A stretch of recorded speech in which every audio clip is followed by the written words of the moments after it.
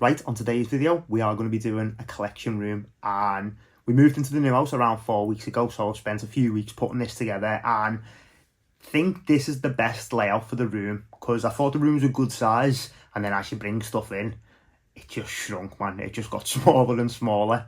So the only thing I'm missing is a chair, which I've got a beanbag on the way, so see how that pans out. But aside from that, the collection room is actually complete, and it's fucking sick because I've never actually had my full collection all in one place. In other houses, I've had stuff dotted around the house, like I had masks in the kitchen and shit like that. So I may do with what little space I could grab in the other houses. But yeah, man, it's sick having a full collection room. So yeah, let's take a look anyway. Right, we'll start off with the Creepy Co rug, and this disappeared when Creepy Co went out of business, and it's on eBay at the minute because they bought all old stock. I think it was like 35 quid shipped from America, which is cheaper than it was in Marble Torah, to be honest. So yeah, for anyone who's looking for one of these are currently on eBay, but they do come from America. I think they're like $25 plus shipping. So yeah, jump on eBay. But we've got like a little Peanuts. That's a Bradford Exchange piece, which is fucking stunning. Got some Funkos, which again, I'm not the biggest fan of Funkos, but you just end up getting them for Christmas and stuff. So but this is the Thing Funko. I really like the Blair Monster. I think they're cool, man. They're probably the best Funkos. And then this is just random. Got some Royal Baubles, little Ghostface, Trickster Studios Halloween decoration, little Mummy Mickey. Then telly there. And then this is like a little cabinet, which I've got my screen grates line at the top. Got some Necker and me 1/6 McCready. And then I've got the Texas Chainsaw Dinner Scene playset, which this is a £40 cabinet from IKEA, and it was just good for like loose figures. So I've got two of them. I've got Sally, Grandpa, the Cook, and the Hitchhiker. We've got Sam from Spirit, which I fucking love that Sam. That's one of the best pieces of merchandise for Sam. And then you've got the Mondo 7-inch Hellraiser box. That was just a free pickle from Facebook Marketplace. The guy was just giving it away. So yeah, I went and grabbed that. I'll do something with that. These are never open. This is just to get some light into the room for the tour. So anyone who's going to comment about masks and sunlight, I know they're always closed. It's just, yeah, to brighten the room up a bit. But we've got a Bench hood with a 2024 fluorescent green stab mask. Well, just a fluorescent green, but yeah, I love the way that hood sits, man. That hood sits so fucking good. Then you've got 1978 Don Post Glow Skull with Tom Atkins' signature in the background there. And then this is my latest pickup, which I got yesterday, which is fucking glorious, mate. 1978 Don Post Carlisle, which is just absolutely phenomenal. And then you've got Trickster Studios Good Guy Doll. Then we've got Ghostface Necker Retro, My Bloody Valentine Necker Retro. And then this is the screen print wall. So we've got Jason Edmiston Halloween. We've got Andrew Rowland The Lost Boys, which that print's stunning, man. I think it's Sophie Boland The Wicker Man, which I love that. I've got to say though, I love the colours on it, but it doesn't scream The Wicker Man to me because the colour palette I just think of like etchings and stuff with The Wicker Man. And it's probably because of that Sin-Eater print, to be honest. But I fucking love it. But for some reason, I just don't think the colour palette matches the film that well. But it's a fucking glorious piece of artwork nonetheless. And then you've got Graham Humphreys Halloween 3, which is fucking incredible. And then we've got Graham Humphreys Texas Chainsaw Massacre, which is probably the nicest print I own. Actually, no, it's not. It's not. That is the nicest print I own because that's my favourite print of all time. Ghoulish Gary Halloween 3.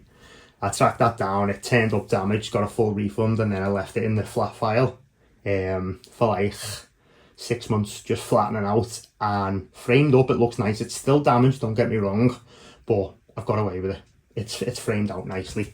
And you've got Halloween 2. By the way, I need to repaint the wall because I used Gorilla Mountain because I didn't think I could nail into this wall. And then they all fell down and I've completely fucking battered the wall, mate. So yeah, that needs a repaint.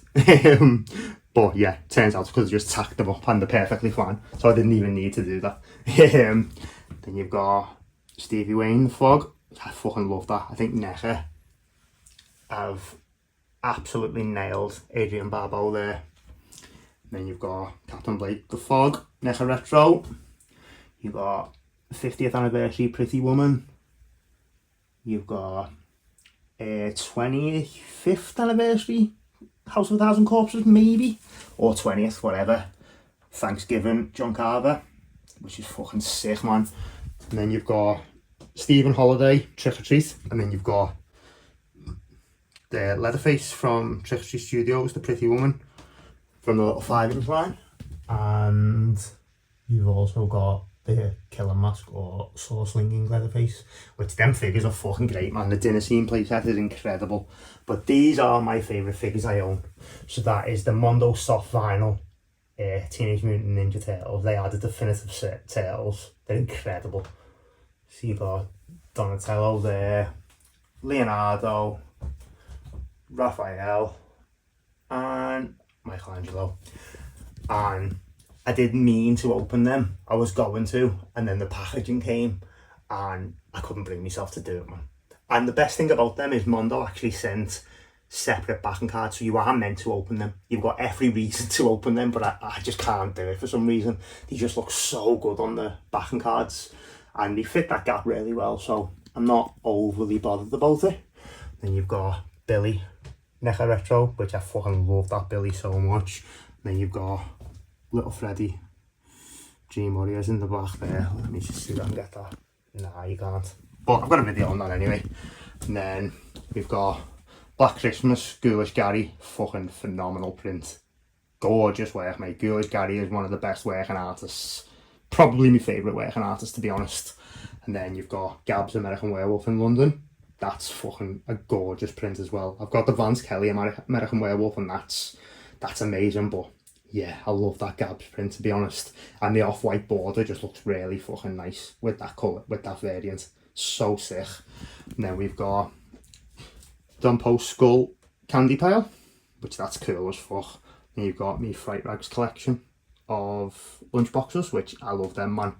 And that is probably my second favourite print I own. Jason Edmiston, The Thing. And there's a variant without the title, and it's fucking gorgeous, man. It just looks like a landscape. It's perfect, man. I just love how he's captured that. It's such a fucking nice print, man. But yeah, Jason Edmiston is probably a close second with Ghoulish Gary, to be honest. I fucking love both of their work. And then this is me Blu-ray collection, which I'm getting rid of all my DVDs, so I've freed up quite a lot, to be honest. But I'll just do a quick scan. They're me box sets. You've got Steelbook and 4K collection, and then the rest are just Blu-rays, you know.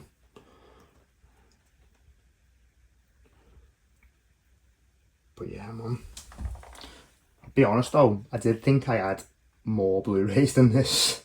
So yeah, I've been slacking, man. I need to start buying more shit. But, and then they're the DVDs I'm going to keep, just for nostalgia or whatever. And there's a full box, and then all them, they're going as well. So yeah, man, there's quite a lot going to Tin Man from Splattered Plastic. Got my little tape collection there, quality, nothing but bangers there, mate. Right, but this is the fucking greatest part of the room. This is the main reason why I've got no screen print on the wall.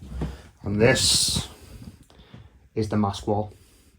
And I fucking adore it, mate. So I'll go through that. I'll do a proper video on this, but yeah, man.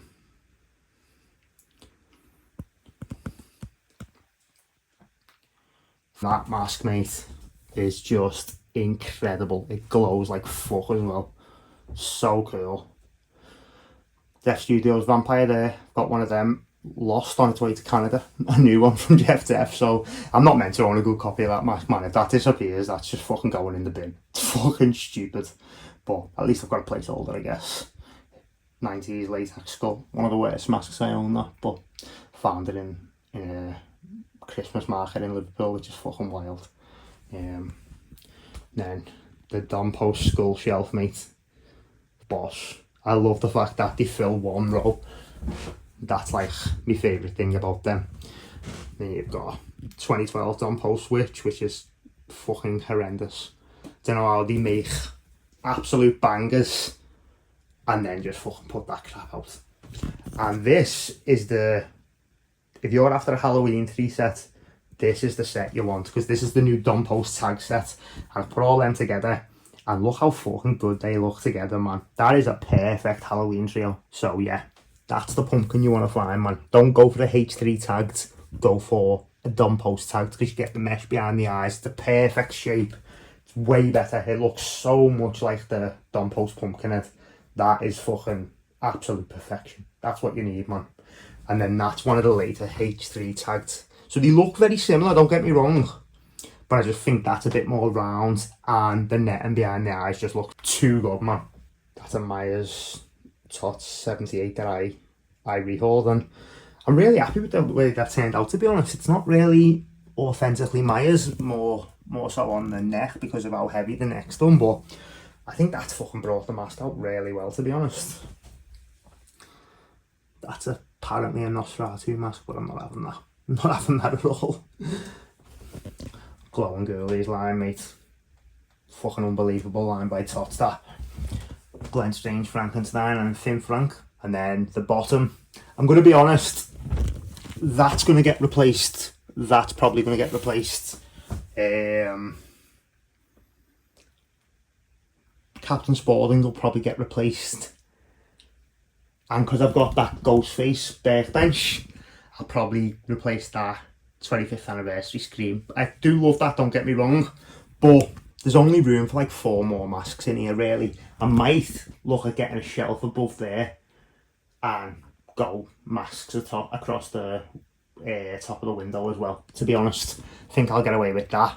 So yeah, that's the fucking mask wall. That's the reason I've got no room for screen prints, and it's fucking worth it, because that's panned out so well, mate. I'm so happy with how that's turned out. Right, so that was Collection Room version 1.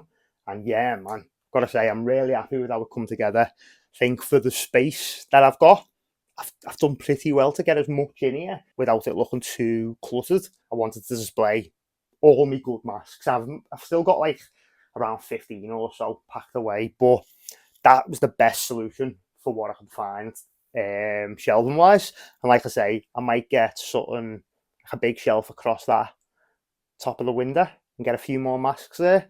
But aside from that, man, I'm really happy with what I've managed to actually get in here. And the next video will be full video on this absolute grail of mine, 1978 Glow Carlisle. It's fucking perfection, mate. And I'll be comparing it to the Trick or Treat Studios Glowing Girlies mask, which I'm very happy with that mask. I love that mask. I think it's a great alternative. However, seeing that beauty in hand was a complete game changer. It was fucking mental. And the other thing I forgot to do was, that's my record player, that's my score collection, that's just scores. My other records are downstairs. So yeah, once that's full, I'll get rid of some of them little bits and bobs and use that for record storage. And the other thing might change is the NECA Retro cloth gap fillers. It's fucking dope to come in here and watch films. I'd done a Halloween 3 watch along with Splatter Plastic, and my view was them. So I had like the laptop there, the film on there, and surrounded by them beauties, man. And yeah, man, I've got to say, it was such a dope thing watching a film in here surrounded by shit that you love. Because yeah, man, I've never had a collection focused room. So yeah, it's fucking boss, man. I'm really enjoying it. It's very new, as you can tell, and I'm proper excited by it. So yeah, really happy with how it's come together.